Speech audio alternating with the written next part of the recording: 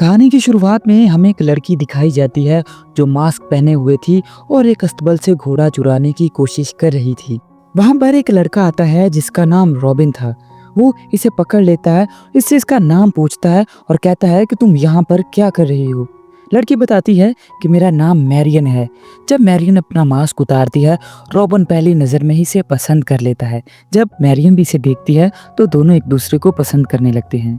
कुछ टाइम बाद का सीन दिखाया जाता है जब दोनों अच्छे दोस्त बन चुके थे और एक दूसरे के साथ रहना शुरू कर देते हैं। फिर एक दिन रॉबिन को चर्च की तरफ से एक लेटर आता है। इसमें लिखा था कि तुम्हें जंग में जाना होगा। वहां पर अरेबियन ने हमला कर दिया है। अब रॉबिन भी जंग के लिए तैयार हो जाता है क्योंकि वो एक बहुत अच्छा तीर अंदाज था और लड़ने में काफी माहिर था। मगर रास्ते में जाते हुए वो सबसे पहले मैरियन से मिलता है और उसे कहता है कि तुम मेरा इंतजार करना, मैं जरूर वापस आऊंगा। जब वो अरेबियंस के खिलाफ लड़ रहा था, एक आदमी इस पर हमला करता है। वो इसे मार नहीं वाला था, तब इसका दोस्त इसकी जान बचा लेता है। रॉबिन इस जंग में 2 साल तक लड़ता रहा। आखिरकार वो इस किले को फतह कर लेते हैं। लेकिन जंग के बाद रॉबिन का कमांडर अपने ही लोगों को मारना शुरू कर देता है। फिर एक बच्चा लाया जाता है ताकि उसे मारा जाए, तो इसका बाप कहता है मेरे बेटे को छोड़ दो, मैं तुम्हें सब कुछ बता दूंगा। मगर कमांडर इतना बेरहम और जालिम था, वो इसकी बात नहीं मानता। रॉबिन ये सब कुछ देख नहीं पाता, इसलिए वो कमांडर पर हमला कर देता है और उसे रोकने लगता है, लेकिन कमांडर फिर भी बच्चे को मार देता है।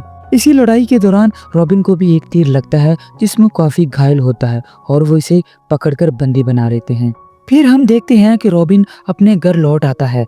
जंग के बाद जब रॉबिन अपने घर पहुंचता है तो देखता है कि इसका घर तो खंडर बन चुका है। वो असल में यहाँ मैरियन को ढूंढने आया था क्योंकि जाते वक्त इसने वादा किया था कि तुम मेरा इंतजार करना, मैं जरूर लौट के तुम्हारे पास आऊंगा। फिर वो चर्च के फादर के पास जाता है जो इसका दोस्त था। फादर इसे बताता है हमें ये खबर मिली थी कि तुम जंग में मारे जा चुके हो। यहाँ के शेरिफ ने तुम्हारा घर खाली करवा दिया और मैरियन को घर से निकाल दिया। अब वो शहर के एक बाहर कोल माइन के पास रहती है। रॉबिन अब उस इलाके में पहुंच जाता है जहां वो मैरियन को अपने सामने देखता है, लेकिन उससे मिलने से पहले वो एक आदमी को उसके पास खड़ा देखता है। मैरियन भी उसके साथ काफी खुश थी।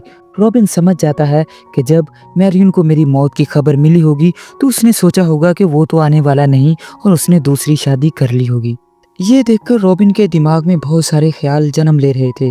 वो बिल्कुल निराश होकर वहां से जाने लगता है। जब वो जाता है तो एक आदमी उसका रास्ता रोक लेता है। ये वही आदमी होता है जिसका रॉबिन ने बेटा बचाने की कोशिश की थी। वो आदमी कहता है क्या तुम जानते हो यहाँ के अमीर लोग और ज्यादा अमीर हो रहे हैं जबकि गरीबों का जीना तो बिल्कुल मुश्किल हो चुका है। ये कहते हुए उसको काफी समझाता है और अपने साथ ले जाता है। क्योंकि रॉबिन तो पहले ही टूट चुका था, इसलिए वो इसके साथ चला जाता है। फिर हम देखते हैं कि शेरिफ जो शहर का लीडर था सबसे कहता है हमें जंग के लिए और ज्यादा टैक्स देना होगा। वहाँ पर मैरियन भी अपने हस्बैंड के साथ खड़ी थी। इसका हस्बैंड कहता है कि हम तो पहले ही बहुत ज्यादा टैक्स देते हैं, लेकिन इस बात का शेरिफ पर कोई असर नहीं होता। यहाँ मैरियन को ये भी पता चल जाता है कि रॉबिन अभी जिंदा है।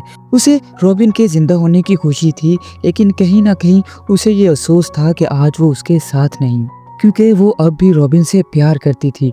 वहाँ हम देखते हैं रॉबिन को जो उस आदमी के साथ खड़ा था जिसके बेटे की उसने जान बचाई थी। इसने रॉबिन को सब कुछ बताया कि आखिर इस शहर में चल क्या रहा है। वो आदमी अब रॉबिन का दोस्त बन चुका था। इससे कहता है हमें पता लगाना होगा कि आखिर ये टैक्स का पैसा कहाँ जा रहा है। फिर वहाँ पर मैरियन भी पहुँच जाती है जो रॉबिन से मिलना चाहती थी। वो रॉबिन के पास जाने लगती है, लेकिन रॉबिन का दोस्त उसे रोक लेता है और कहता है कि तुम अपनी पुरानी जिंदगी को बिल्कुल भूल जाओ ताकि हमारी प्लानिंग के बारे में किसी को पता न चले। अगर तुम अपनी पुरानी यादों में बहक जाओगे तो यहाँ के लोगों की मदद कौन करेगा। अब वो रॉबिन को अच्छी तरह ट्रेन करना शुरू करता है। रॉबिन पहले ही अच्छा तीरंदाज था, लेकिन ये आदमी इससे भी ज्यादा काबिल था, इसलिए वो रॉबिन को अच्छे निशाने लगाना सिखाता है। इसके बाद ये प्लान बनाते हैं कि किसी तरह चर्च में जाने वाला खजाना लूटें जो गवर्नमेंट खा रही थी। अब वो उस जगह जाता है जहाँ पर टैक्स का पैसा रखा हुआ था। वो अपने तीरों से सभी सोल्जर पर हमला करता है और एक एक करके सभी को मार देता है। इसके बाद वो उस जगह पहुँचता है जहाँ सब लोग टैक्स भर रहे होते हैं। वो वहाँ पर जाके सबसे ज्यादा टैक्स भरता है ताकि शेरिफ और यहाँ के लोगों का भरोसा जीत सके। और यही होता है, जब शेरिफ इसे देखता है तो इसे देखकर हैरान हो जाता है कि आखिर ये नया बंदा कौन है जो इतना टैक्स दे रहा है। वहीं पर इसकी मुलाकात मैरियन से होती है जो इसके सामने आ जाती है, मगर रॉबिन इसे कहता है, देखो हमारे बीच जो कुछ था वो अब खत्म हो चुका है। ये कहकर उसका दोस्त उसे इशारा करता है कि हमें यहाँ से चलना चाहिए। फिर वो वहाँ से चले जाते हैं। अगले दिन वो और ज्यादा खजाना लूटते हैं और एक बैग मैरियन के घर के पास रॉबिन रख देता है क्योंकि मैरियन को भी पैसों की जरूरत थी। दूसरी तरफ हम देखते हैं कि शेरिफ का एक आदमी उसके पास आता है और कहता है कि रोज हमारा खजाना कोई लूट रहा है। शेरिफ ये सुनकर परेशान हो जाता है और अपने आदमी से कहता है कि तुम सिक्योरिटी टाइट कर दो ताकि दोबारा वो बचने ना पाए। घर पर मैरियन का हस्बैंड इसके पास आता है और इसे खबर देता है कि कोई गवर्नमेंट का खजाना लूट रहा है, लेकिन मैरियन इसे कहती है जो भी वो कर रहा है अच्छा ही कर रहा है, वो ये खजाना लूटकर गरीबों में बांट रहा है। रॉबिन वहाँ छुपकर ये सब कुछ सुन रहा था। इसके बाद वो वहाँ से चला जाता है और भी आने वाले दिनों में वो खजाने लूटने शुरू कर देता है और उन्हें गरीबों में बांटता है। रॉबिन के इस काम की वजह से लोग उसे अपना हीरो मानने लगे और इसका नाम रॉबिन हुड रख दिया। दूसरी साइड पर शेरिफ इस बात से काफी परेशान था, इसलिए वो एक मीटिंग अरेंज करता है। रॉबिन को भी उसमें बुलाया जाता है। शेरिफ को ये नहीं पता होता कि जिस पर वो भरोसा कर रहा है असल में यही इनका खजाना लूट रहा है। मीटिंग में शेरिफ रॉबिन से कहता है अब हमें किसी तरह चोर को पकड़ना होगा। ये सुनकर रॉबिन अपने दोस्त के पास जाता है और कहता है हमें जल्द से जल्द पूरा खजाना खाली करना होगा। जब पूरा खजाना एक जगह से दूसरी जगह ले जाया जा रहा था तो रॉबिन का दोस्त वहां पर पहुंच जाता है और सोल्जर का ध्यान भटकाता है। रॉबिन मौका देखकर गाड़ी के नीचे लटक जाता है और वहीं पर छुपा रहता है और वहां चला जाता है जहां पर पूरा खजाना ले जा रहे थे। एक आदमी रॉबिन को देख लेता है, सब इस पर हमला कर देते हैं, लेकिन रॉबिन इतना अच्छा तीरंदाज था कि कोई उसके सामने टिक नहीं पाता और एक एक करके वो सबको मार देता है। रॉबिन मास्क पहने हुए था इसलिए कोई उसे पहचान नहीं पाता। वहां से निकलते वक्त एक तीर रॉबिन की टांग पर भी लग जाता है। जब ये खबर चर्च के हेड तक पहुंचती है तो वो इस इलाके में आने का फैसला करता है। ये सुनकर रॉबिन और इसका दोस्त बहुत खुश हो जाते हैं क्योंकि ये भी यही चाहते थे कि चर्च का हेड यहाँ पर आए। दूसरी साइड पर शेरिफ भी चर्च के हेड के लिए एक बड़ी पार्टी अरेंज करता है। पार्टी में रॉबिन का दोस्त भी आया था जिसने वहाँ की चाबियां चुराई और मैरियन को दे दी। दरअसल ये चाबियां उस कमरे की थी जहां पर सीक्रेट पेपर रखे हुए थे। मैरियन वहां पहुंच जाती है और वो पेपर ले आती है। दूसरी तरफ जब चर्च का हेड बात कर रहा था तो रॉबिन वहां आता है और अपने दोस्त फादर को भी साथ ले आता है और कहता है इस आदमी ने तुम में से किसी की चाबियां चुराई हैं। ये सुनकर शेरिफ को गुस्सा आ जाता है और इसे मारने लगता है, लेकिन रॉबिन कहता है नहीं नहीं इसे मत मारो, बस इसे चर्च से निकाल दो, यही इसके लिए बड़ी सजा है। शेरिफ इसकी बात मान लेता है और फादर को चर्च से निकाल देता है। ये दरअसल रॉबिन का ही प्लान था कि सभी उस पर भरोसा करें। अब ये दोनों रॉबिन के सामने बात करते हैं और रॉबिन को पता लगता है कि वो इंग्लैंड के किंग को मारना चाहते हैं और हर जगह पर राज करना चाहते हैं और इसीलिए इन्होंने रेबियंस की भी मदद ली थी। शेरिफ चर्च के हेड से कहता है मैं अपने सोल्जर को इनके पास भेजूंगा जो शहर से बाहर रहते हैं, वो इन लोगों का सारा पैसा लूट के यहाँ ले आएंगे। फिर रात को शेरिफ अपने सारे सोल्जर्स को भेज देता है। दूसरी तरफ हमें दिखाया जाता है कि मैरियन जो पेपर चुरा के लाई थी इसका हस्बैंड वो देख लेता है और इसको भी पता चल जाता है कि शेरिफ और चर्च का हेड इंग्लैंड के किंग को मारना चाहते हैं। मैरियन कहती है ये सब गलत है, हमें सबको बताना होगा, लेकिन इसका हस्बैंड कहता है हमें इससे क्या मतलब। दरअसल इसका हस्बैंड भी खुद शेरिफ की जगह लेना चाहता था। मैरियन को इसकी असलियत पता चल जाती है और इस तरह दोनों के दरमियान झगड़ा होता है। दूसरी साइड पर शेरिफ के सोल्जर शहर पहुंच चुके थे और लोगों को लूट रहे थे।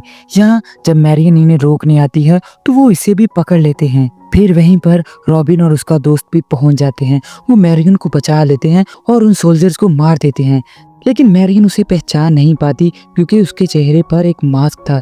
जैसे ही वो इसका मास्क हटाती है तो वो देखकर हैरान हो जाती है कि ये रॉबिन ही था। तभी पीछे से और भी सोल्जर आ जाते हैं और उनको घेर लेते हैं। ये देखकर रॉबिन अपने दोस्त को कहता है कि तुम मैरियन को यहाँ से बचाकर ले जाओ, मैं बाकी को संभाल लेता हूँ। अब क्योंकि वो उसका चेहरा भी देख चुके थे, इसलिए रॉबिन खुद ही शेरिफ के पास जाने का फैसला करता है और खुद को सरेंडर कर देता है। तब वो सभी सोल्जर इसे पकड़कर शेरिफ के सामने ले जाते हैं। जैसे ही शेरिफ इसे देखता है तो वो गुस्से में आ जाता है क्योंकि इसने इसके साथ धोखा किया था। वो इसको मारने लगता है, लेकिन तभी शेरिफ के सोल्जर में से कोई एक इस पर हमला कर देता है। वो कोई और नहीं बल्कि रॉबिन का दोस्त था जो सोल्जर की एक ड्रेस में यहाँ घुस चुका था। फिर वहाँ पर एक जबरदस्त फाइट होती है। वो लोग शेरिफ को मार देते हैं और वहाँ से निकल जाते हैं। अब रॉबिन के लोगों के पास खजाना था। फिर हमें मैरियन का हस्बैंड दिखाया जाता है जो शेरिफ बन चुका था। दरअसल चर्च के हेड ने अब इसे वहाँ का शेरिफ बना दिया था। वो सबको इकट्ठा करके कहता है कि हमारा सबसे बड़ा दुश्मन रॉबिन हुड है जो हुकूमत का खजाना लूट रहा है। रॉबिन भी दूर खड़ा ये सब कुछ देख रहा था कि ये लोगों को भड़का रहा है। वो एक तीर चलाता है जो सीधा पोस्टर पर जाके लगता है जो मैरियन के हस्बैंड ने पकड़ा हुआ था। वो पोस्टर दीवार के साथ चिपक जाता है। मतलब ये कि रॉबिन हुड ने इसका चैलेंज मान लिया था। रॉबिन वहाँ उसे ये बताता है कि ये निशाना तुम पर भी लग सकता था और अगर तुम मुझे पकड़ना ही चाहते हो तो मैं तैयार हूँ। इसी के साथ ये कहानी यहीं पर ख़त्म होती है। हो सके तो आप वीडियो को लाइक कर सकते हैं।